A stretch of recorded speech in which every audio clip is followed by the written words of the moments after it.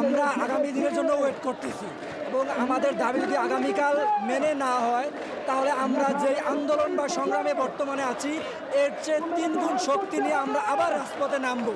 যতদিন না আমাদের এই আন্দোলন মেনে না নেওয়া হয়, যতদিন না আমাদের যৌক্তিক দাবি মেনে না নেওয়া হয়, ততদিন পর্যন্ত আমরা এই আন্দোলনকে চালিয়ে যাব।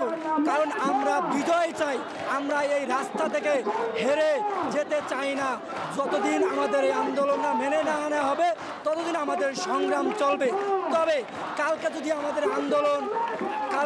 আমাদের পক্ষে রায় না আসে তাহলে পুরো বাংলাদেশে এর বিরূপ প্রভাব পড়বে এবং আমরা ছাত্র সমাজ আবার দ্বিগুণভাবে আবার নতুন করে শক্তি সঞ্চয় করে আবার রাজপথে নামব।